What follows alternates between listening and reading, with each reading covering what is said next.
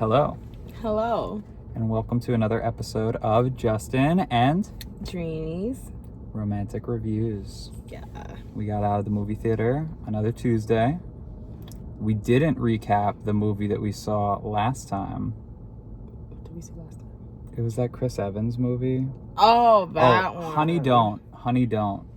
So that one was so bad. Yeah, we took a break from the review because actually it was the first time that we went to go see a movie together that we walked out of halfway through.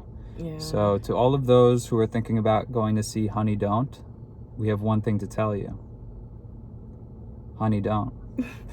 Is it still in theaters?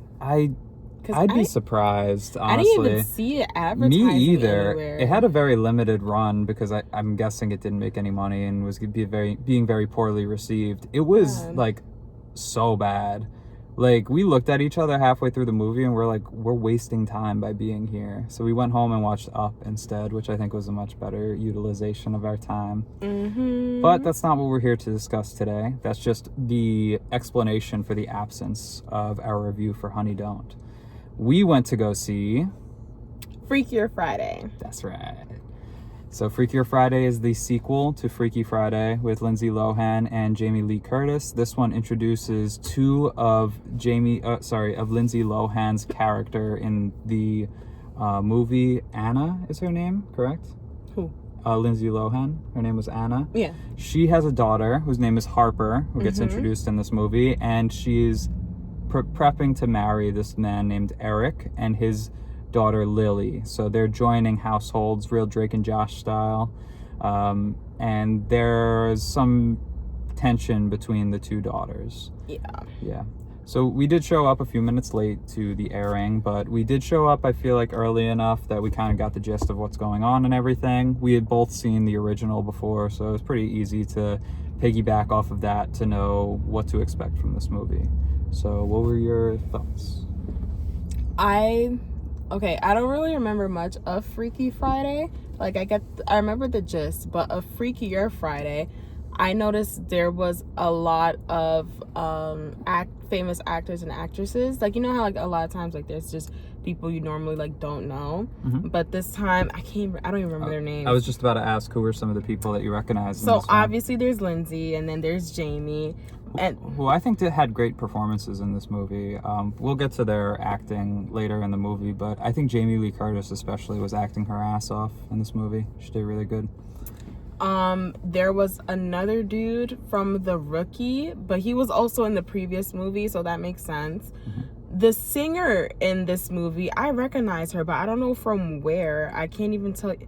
You see, it'd be good if we had our phones, but we're using one for the recording and one for the flash because it is nighttime. That's so true. I can't even like search it up and let you guys know. Actually, we could do it really quickly because I do have the cast list pulled up right here. So we'll return our stage lighting in a second. In the meantime, I wanted to talk about He's right here. You got it. All right, you got her name. All right. So, Jake Austin. Wait. That's his character. Yeah, okay. The bottom is his character. The top is his actor name. Okay. So, Chad Michael Murray. I recognized him. I recognized Matri. Good luck pronouncing that last name. You barely got through the first name, and now you're reading the last name. Why don't you give it a go? Give it a shot. No, I don't want to butcher it. Just come on. It's not for laughs. MR. She played Ella. I just said her initials. That's how she signs all her important documents too. Elaine Hendricks. Sorry, Elaine Hendricks. I don't know if she was in the previous Freaky Friday, but I know she was in The Parent Trap, which was also with Lindsay Lohan, and she played her stepmom. So I recognized her immediately. Yeah, you mentioned that during the movie. It's pretty cool that they got to work together on this film again. I also don't remember if she was in the first one. Yeah. And there was a fortune reader during the movie, Miss Vanessa Bayer, who I recognized from the I Think You Should Leave sketch. And that's what I was trying to tell you, is the one where she goes out on a date with like a girl's date with her two friends, and then they're all putting like self-deprecating posts, and she puts one that's like, slurping up cow shit with these pig fucks, oink oink and shit like that. And we'll watch it together later, because I'm pretty sure we watched it together. But if that didn't ring a bell, I think you should leave sketch. But we'll take a look later on. I'm gonna return this so that we have our lighting back.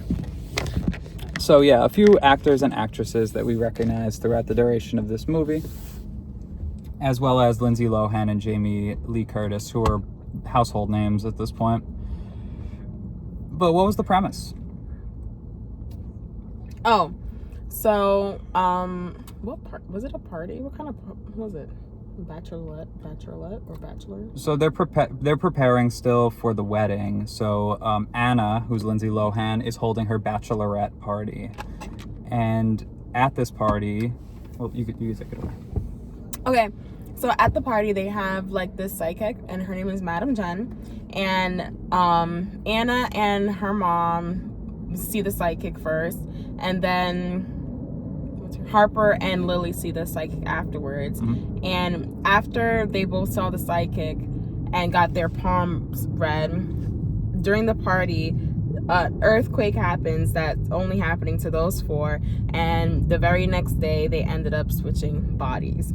The gypsy woman too also, Madam Jen. Yes, she repeated like an ominous kind of like prophecy to them. She was like, to change the hearts and it'll change what matters or something. Yeah, it was something along those lines.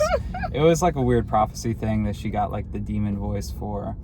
And then she does the same reading, like you said, for the daughters as well, and she repeats the prophecy to them. So it kind of clues us in that they're all involved in it. Yeah. The earthquake thing actually doesn't happen at the party. That happens when they go back to the house later, and at like when the clock strikes midnight. No, the earthquake happened at the party, but they didn't change bodies yet. Oh, that might be the case, because they did change bodies in the middle of the night. Yeah, they changed bodies when they got home, but an earthquake did happen between only those four at the party. It wasn't really explained why the earthquake was happening, like what that event was. I know that was from the first movie, like that same thing kind of happened, except it was lightning. I think lightning struck their house and then like caused them, or maybe I'm thinking of the Jimmy Neutron and Timmy Turner crossover episode from early Nickelodeon. So in Jimmy Neutron Boy Genius and Fairy Odd Parents, they had a crossover episode where they were each on each other's show. Mm-hmm. And I think what happened there was that a bolt of lightning hit the house and like shocked the electrical cords while they were both using their computers, and they like swapped places. So maybe I'm getting my wires crossed, pun intended. But I forget how it happened in the first movie. It might have been like that. But I don't remember how it happened in the first movie either. Yeah. In this movie, they're all like, why are they sleeping on the couch again? They're at like they were house. arguing. The daughters were arguing with each other, so they had to sleep in the same room as each other. Yeah, so early on they build up that the daughters like really aren't getting along very well. Like they're being kind of forced into this sibling kind of relationship that neither of them are really prepared for. And we learn over the course of the movie that Lily's just recently lost her mother. So she's kind of coming over that grief and also like trying to kind of like assimilate to this new family structure. We don't know how recent though. Yeah, that's true. We don't know how recent. Because we missed the beginning. And Eric is getting married again, so maybe it has been a while. But she's having a hard time accepting her new family, basically. Also, that's because she's gonna have to move from London to California and she's gonna have to relocate in order to be with this new family. Mm-hmm. So over the course of the night, at midnight, they all switch bodies, and then they wake up. Now Lily, who's the stepdaughter of Anna, switches bodies with Jamie Lee Curtis, or Tess, and Anna switches bodies with Harper. So the two younger girls go into the older people's body, and then vice versa, basically. And it's mother and daughter that get switched. Except for Grandma. Right, that's what I meant, is like Harper and Anna are the ones who switch with each other. And then Jamie and Lily switch as well. Which I was a little confused at first because, you know, Jamie's just a grandma. So I wasn't. I think it only applied though for like those women. So No, like there I had know to be that. someone. Yeah, there had to be someone that it like pairs up with, I guess, and that just left that odd person out. Yeah. But so they wake up and they're all in everybody else's body. It's a Freaky Friday situation, and they're scrambling to try and figure it out. So the two younger daughters see it as their opportunity to break up Anna's marriage with Eric. So they're going to try to do everything they can to ruin the marriage, whereas Anna and Tess have already been in this situation before, so they start trying to do things that can like set everything back to normal, the way that they've done before. Yeah, it's getting kind of hot in here. Okay. So then they go to do they go to the record store next? After that? After what? After they switch bodies? After they all switch bodies, the daughters make it their objective to ruin the marriage. So to do so, they go to a record store in which we get introduced to one of Anna's ex-boyfriends. You went to somewhere during that part. Mm-hmm. I have to keep my head over here because there's a light. Oh, I see. Yeah. Yeah, but I forgot. Did you go to get tissues or something? Yeah, I got you napkins. Yeah. So during that time, when they realized they switched, they were trying to figure out like how to get back into each other's bodies. But once the daughters realized that they couldn't switch back yet, they made it their mission to, as Justin said, destroy the marriage. And the first way they started by doing that was looking into their mom, Anna's Facebook, and trying to get her to rekindle her old flame with her ex Jake. Yeah. Mm-hmm. So that's how they ended up going to the record store, because she found that they were still friends on Facebook. Yeah, and in doing so, she was able to locate him. They both show up, but they're obviously the kids, but in older versions. So Jake recognizes the two of them. Apparently, he knows Tess as well. So when he gets there, he shows up on a motorcycle. From the last movie. Oh, okay. I didn't know Jake was in the last movie. Actually, I didn't recognize him. He got a lot older. Yeah, that's what happens. I thought Jake was Brad Pitt at first, actually, with the long hair and everything when he took the helmet off. Then what's it called? So yeah, they're in the record store, and the whole time Jamie Lee Curtis is putting up different like album covers with people's faces on it to try and hide herself. I thought it was really funny. The one that I said was good was the Sade album. She puts up the photo album like right over her face to try and like blend in the background. And Harper, who's now in Anna's body, is like trying to seduce him, basically, to try and like win him back so that they have a reason to ruin the marriage. Yeah, but that didn't work. Yeah, it was not going according to plan. Because Jake, his name's Jake, right? Mm-hmm. Yeah. Loves Tess. Finds Tess very attractive. He loves cougars. Yeah, he loves his older women. That's right. Yeah, so he's actually more interested in Tess while this is all going on. Goes over to talk to her, and it's actually Lily, and she's like on the ground and everything like that. So they start getting to talking, and Tess breaks it to Jake that she believes, at least, that Anna wrote a song about Jake.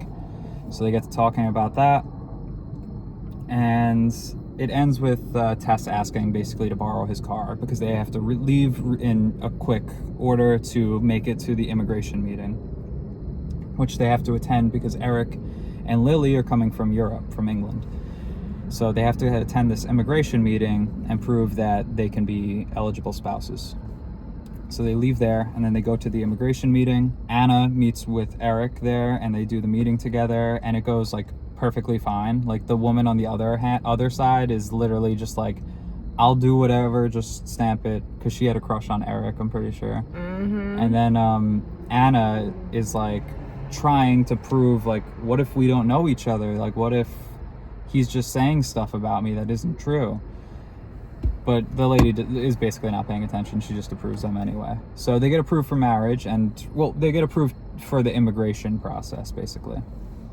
Then they go back to the wedding planning, right? Because they were doing like the wedding prep. Honestly, so much happened in that movie. It's hard to like think about this we don't have to. Yeah, we don't have to really break it down beat for beat. I was trying to do like a loose story recap, and then we talk about like what we thought of the movie. So I'll just hit like the major beat points for the rest of the movie. They all have like a wedding rehearsal and everything. Tess confronts Anna, who's actually Harper, about what she spoke about with Eric earlier in the day, and they met at the beach, I think. Yeah, because they were both surfing together. And this is a good time to mention, I guess, the whole time Anna and Tess in the younger girls' bodies, so in Lily and Harper's bodies, are going around doing like a bunch of stuff that they've always wanted to do, like since they got older. They're like, oh, we can digest sugar, no problem now. Oh, we can stretch, no problem now, and go like roller skating and go surfing. So they're kind of embracing these new like younger bodies that they have, where they don't feel pain anymore, they don't feel like soreness. So that's kind of like their whole subplot this entire time, for the most part, is just them feeling young again, which was pretty cool for them. Then we get to the wedding planning, and Tess confronts Tess, who's actually Lily, confronts Anna, who's actually Harper, about what they spoke about earlier in the morning, where Eric tells Anna, who's actually Harper, that he thinks they should stay in California. He's like, I think we should just stay here. It's probably what's best for us. Also, at the same time, Eric is opening up a brand new restaurant in California. So like, what were you planning if you were going to open a restaurant here and then move back to London? I think that might have been something early in the movie, where like maybe he already had a restaurant there and he's opening like a new chain in California, and then maybe that's how he met Anna. I don't know. So that's the ordeal, basically. He's setting up the lunch, and they're going to have their lunch for the wedding at his new restaurant. Did you want to say anything? Oh, okay. Feel free to stop me if at any point there's anything you want to add to what I'm saying, okay? Then, so the wedding rehearsal goes down fine as far as we can tell. They go to the lunch, and at the lunch, Tess, who's actually Lily, invites Jake, knowing that Jake is Anna's ex-boyfriend, and it was going to piss everybody off. But she was doing it to annoy her dad, so that maybe her dad wouldn't marry Anna. So she's trying to sabotage the wedding still, even though Harper kind of came to realize, like, no, they actually do love each other during the immigration meeting. So Harper has like a change of feelings. Lily still wants to go through with ruining the marriage because she still wants to move back to Europe and like back to England, where she knows is home. Then they have the lunch, everything goes down. Basically, Jake shows up, and Tess kind of has like a meltdown, but it's really Lily, has a meltdown about how she doesn't want the wedding to go through, making Tess look like she's the reason that she didn't want the marriage to happen. And she later explains this by being like, I just didn't want to lose somebody that I love, which could be true for Lily, but it could also be true for Tess, because Tess is looking at it like, I don't want my daughter to get married off and leave me. Whereas Lily's looking at it like, I don't want my father to get married and forget about me. So they both have a valid point for that statement. So I like the way that they phrase that. And then they have the lunch and get mad at each other. Everyone leaves. Anna and Harper go to a band recital for her old band Pink Slip. And there's a performer there who's allowing her to go on stage as like a special treat.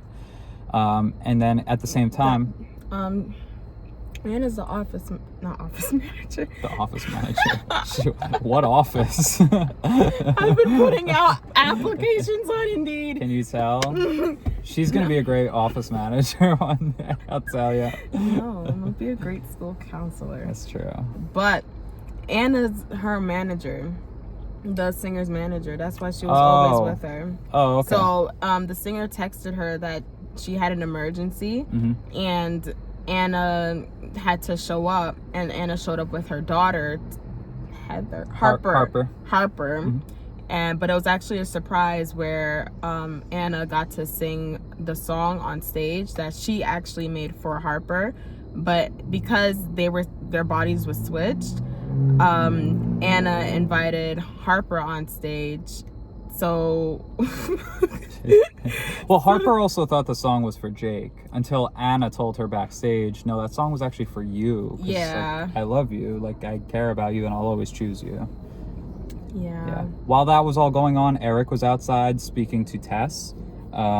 Which was actually Lily. Which was actually Lily, but he didn't know that. And kind of have like a heart-to-heart kind of situation where Lily kind of comes to accept and appreciate the choices that her father is making. I feel like she didn't really have like a big like revelation where she's like, I get it now, you can't know? pinpoint the part where she's like, oh, they really do belong together, except for when the performance was going on. But then it really had nothing to do with her. Like, she just showed up with her like dad, I believe. Yeah, it wasn't that obvious, except for the conversation that after. So Tess, who's actually Lily, ruins the marriage, and then she's sitting outside by herself, like, all sad about it, right? Even though she got what she wanted. Then Lily comes over, who's actually Tess, and she talks to her. So I think it was at that point that she realized, like, Tess was telling her, like, I just want what's best for the people that I love and want to see them happy. And I don't think there's anyone that can make your parents happier than each other, which was a nice sentiment. So then I think at that point, Lily realized, like, oh, what am I doing? I don't want my dad to be miserable, you know? I wish they focused on Lily a little more. I do too, because I feel like she was a really, like, critical character to kind of like them coming up with the resolve at the end. You know? Like they focus more on Jamie Lee Curtis's character rather than Lily's character, when it was Lily's character and Harper's character who were the ones that actually had to like undo the curse, the body switching and whatnot. That is true, but I get why that's the case, because like Jamie Lee Curtis and Lindsay Lohan are the stars of the movie. So like if you're gonna pay to have them in it, you're gonna put them in the movie. Like I get why most of it focuses on them. But to your point, I do think there was a little bit too much of like the silly goofiness of like, haha, we're old but we're young again, so we're not sore. You know, like I felt like the movie kind of did a lot of those scenes just for comedic effect, where it could have actually led to something like you're saying with the daughters, where it could have like kind of helped build up to that turn a little bit more. Because like you got to see how Harper ended up accepting the marriage, but then not really get to pinpoint where Lily got to accept the marriage, except for like that little conversation. But that's after the fact, you know? Yeah, I felt like it was just because she felt bad about like making her dad, you know. But we also said during the movie that Lily felt really kind of pretentious during this film. Like I get not wanting to leave your home and everything, but the dad kind of makes the point, like, what do you still have to go back to there? Like, there's still like things, you know, like obviously your friends and stuff like that. But the dad was opening up a new restaurant in California. He's getting married to this new family, and he's also opening up a whole restaurant like in your name. And it felt like at certain points in the movie, she was just kind of being like, all that matters is what she wants, Lily. I felt that way, at least, with her character. But I don't know. It wasn't like a big factor in it. But I think maybe part of the lesson that was learned throughout it was that she learned to have more compassion or empathy for others, including her father or her stepmother. But that pretty much brought us to the end of the movie. Then Harper and Anna play the guitar on stage and jam out for a little bit. Anna tells Eric that she'd still like to marry him if he'll allow it. And then there's a rumbling and everybody goes back to being normal, back to their original bodies. And Eric and Anna share a kiss on stage at the end. And we get to see a little bit of their wedding. So a happy ending all around. And that was the story. So what'd you think? I will also say this movie was funny. It was pretty funny. Like, funnier than I was expecting it to be, because I know it has like a little bit of like humor, but Jamie Lee Curtis was actually pretty funny in this movie. Not just her, but like a few different of the actresses and actors. There was some funny moments that I enjoyed, and as I mentioned earlier, I thought Jamie Lee Curtis put in a great performance in this movie. She did really well. I really like this movie. I can understand why it's still in theaters, because we've been wanting to, I've been wanting to see it for weeks now, and there's still so many airings of it. So yeah, there were a lot. Like, considering this has been in theaters for like 3 or 4 weeks, probably at this point. You know, we go to the theaters pretty much every week, and you know, after seeing it for a few weeks, we're like, we got to catch this one in theaters before it leaves. I'm glad that we did, because it was definitely a good watch and well worth going to see. So I give it a thumbs up. Me too. What would you rate it? You have any other comments before we do? No, not that I could think of right now. Okay. We're going to do a star grade, right? Because we're on Letterboxd now? Yeah. Yeah. And I will leave our Letterboxd accounts in the description of the video down below if you want to check out some of our reviews for some other movies that we've watched. We usually just do ratings. We don't really type the reviews. That's what these videos are for. So also feel free to check out Weapons or Fantastic Four, or 28 Years Later, which we just saw this week is getting a sequel in January. So we'll certainly put out another review for that when that comes. All right, let's do our rating. You ready? Okay. Give me 10 seconds. She needs 10 seconds.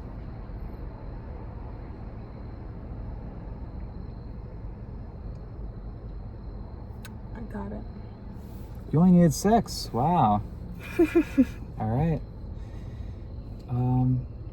Okay, ready? Yeah. 3.5 stars. Oh, okay, me too. Me Yeah, too. yeah. Yeah, I think that's a fair It rating. wasn't 4 stars, but it was still a really good movie that made me laugh. 3.5 Yeah, me too. stars. Yeah. I don't know how they could have made it better, because I did like the movie, but I'm just thinking about other movies that I rated 4 stars, 4.5 stars, and 5 stars, and it's just not there. I agree. But it was a really good movie that made me laugh, and I felt very nostalgic for it. How did it work as a sequel to Freakier Friday? Do you think it worked? Great as a right? sequel. Yeah. Great. Like, I think it took the original concept and adapted on it, making it like the younger. And I like that they weren't just like both Jamie Lee Curtis, Tess's granddaughters or whatever, or Anna's daughters. You know, like the fact that one of them was a stepdaughter and made it kind of like the dynamic a little bit more ambiguous, because she's like, I don't want to change my whole life. Like, that added a really interesting and cool factor to it. I was trying to think while you were thinking of your review what my favorite joke in the movie was, because there were some that There was actually, a lot. Yeah, there were some that actually made me laugh out loud, and I thought that they were pretty good. Not like as funny as like The Naked Gun or anything like that, but I still thought that this movie was pretty funny. We should have done a review for The Naked Gun. It was so short. Yeah, that movie was so funny, but yeah, also very short. Like, we wanted more of that. So now it's on streaming, so maybe we could still do it.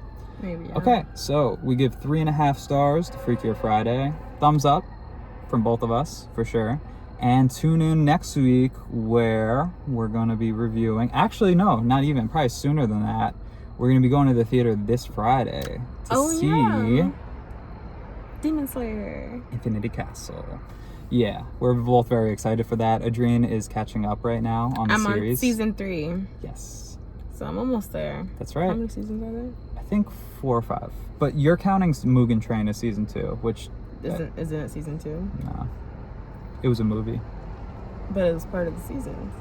Yeah, I know what you mean. Like, they literally had it as season 2, episode 1, 2, 3, 4. Oh, so the season you're on now is considered season 3? Yeah, the one where interesting. Tengen Yeah. Usui and his wives get introduced, and they're... But you're watching it on Netflix, right? Yeah. Doesn't it say on the left-hand side, it says season? Yeah, it says season 3. Oh, I thought it said arc. I thought it said like Mugen Train arc, and then like the Entertainment District arc and stuff. I think I'm in the Entertainment District. Yeah, so that's season 2. Mugen Train isn't a season, but it's okay. You were right. You were right in that. Netflix. Get your shit together. Or you I don't know. need to. JoJo's does that. JoJo's breaks it up by arc. Whatever, not important. And then next week we're gonna go see The Conjuring. You need to secure those tickets ahead of time. Yeah. Because I saw like some of the seats and they're literally booking out really quick. Oh wow. Okay. Yeah. But yeah, we're gonna be seeing The Conjuring next week because we watched all those movies last year. So stay tuned for more movie reviews. Stay tuned for more video game reviews because we're about to do one of those real soon for It Takes Two. Oh. Yeah. Which we finished up recently. And stay tuned for next month we're gonna be doing some Halloween themed stuff. I already know Ooh. 2 movies that I want us to watch. Yeah. But you will find out about that soon. Not yet. Soon. All right. You ready to sign off? Do we have a sign off? No. But we are the romantic reviews. So let's see. Justin and Dreeny's romantic reviews. JDRR. That's us. That's us. That's our acronym. I say we seal it with a kiss. On camera? Yeah. So.